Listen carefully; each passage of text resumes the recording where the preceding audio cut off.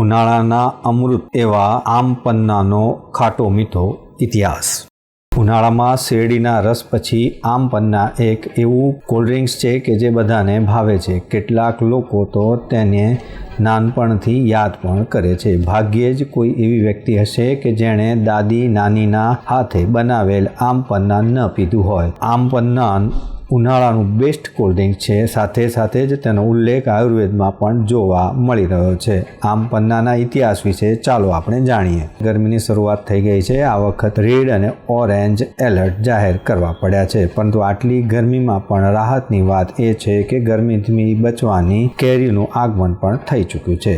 ભારતનો ભાગ્યે જ કોઈ એવો ખૂણો હશે કે જ્યાં કેરીની ખુશ્બુ નહીં પહોંચી હોય, તો બીજી તરફ કેરીમાં બનનારી વાનગીઓ, ડ્રિંક્સ અને શેક વગેરેની રેસીપી શેરિંગ પણ ચાલુ થઈ ગયા છે। પરંતુ એક એવી રેસીપી જે એટલી ફેમસ છે કે હવે તો ફૂડ કંપનીઓ પણ તેને દેશ વિદેશમાં પહોંચાડી રહી છે। તેનું નામ છે આમ પન્ના। ગરમીમાં ઠંડક આપનારું આમ પન્ના વિટામિન સી, બી અને B12ની ભરપૂર હોય છે। ભાગ્યે જ કોઈ વ્યક્તિ એવી હશે કે જેને આમ પન્ના પસંદ ન હોય। એક જમાનો હતો કે જ્યારે ગરમીમાં શરૂ થતાં જ મોટા ભાગના ઘરોમાં આમ પન્ના બનાવીને મૂકી દેવામાં આવતું હતું અને ઘરના તમામ લોકો રોજ પીતા કે જેથી લૂ ન લાગે। આમ પન્નાની ઘણી અલગ અલગ રેસીપીઓ આપણે ત્યાં છે, પરંતુ તેનો ઇતિહાસ ક્યાંથી શરૂ થયો અને તે કોઈને જાણતું નથી।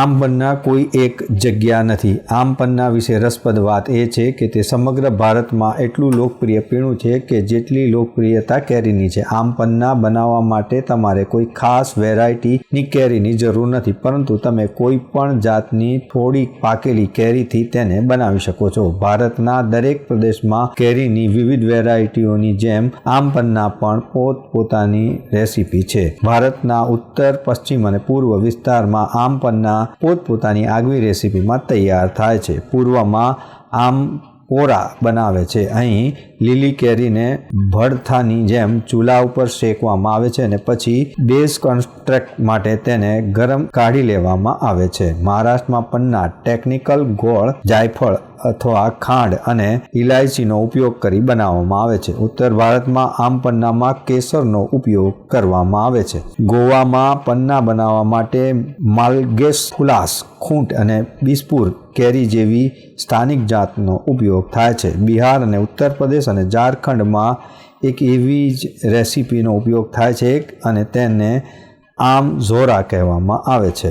આમ પન્નાના ફાયદા: કાચી કેરી સ્વાસ્થ્ય માટે સારી હોય એટલે જ તેનો ઉપયોગ ચટણી, ડ્રિંક્સ અને કેરીમાં સ્વાદમાં વધારવા માટે કરવામાં આવે છે। આપણે ત્યાં દાળમાં પણ કાચી કેરી નાખવામાં આવે છે। કાચી કેરી આયુર્વેદિકના ગુણો ખટાશ અને ઠંડક હોય છે। જો તમે ગરમીમાં થાક અનુભવતા હો ત્યારે એકદમ કાચી નહીં પણ થોડી પાકી કેરીમાં બનેલું આમ પન્ના પીવો તો તેમાં રહેલા પોટેશિયમ તમને ઠંડા કરશે અને એન્ઝાઇમ પાચનમાં મદદ કરશે। કાચી કેરીમાં રહેલા ફાઇબર અને વિટામિન સી તથા બી આંતરડાને સાફ કરવામાં મદદ કરશે। જો કે આ બધા લાભ મેળવવા માટે બજારમાંથી ખરીદી ઘરે જ આમ પન્ના બનાવવું એ જરૂરી છે। ક્યાંથી આવ્યું આમ પન્ના? આમ તો કેરીની બહુ બધી કહાનીઓ અને કિસ્સાઓ મુગલો સાથે જોડાયેલા છે, પરંતુ ભારતીય શિક્ષાવિદ, આલોચક અને ઇતિહાસકાર પુષ્પેશ પંતના કહેવા અનુસાર થોડી પાકેલી કેરી,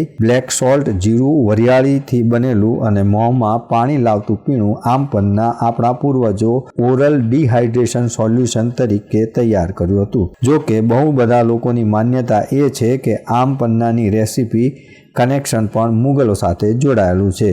તે બાબર અથવા તો અકબરની રસોઈમાંથી આવ્યું, પરંતુ પંત આ બાબતને જડ મૂળથી નકારે છે। તેમના મતે પ્રાચીન આયુર્વેદિક સાહિત્યની સાથે સાથે જ કાલિદાસના લેખનમાં પણ આમ પન્નાનો ઉલ્લેખ જોવા મળે છે, જે મોગલોના ભારતમાં આવ્યા બહુ પહેલાંનો છે।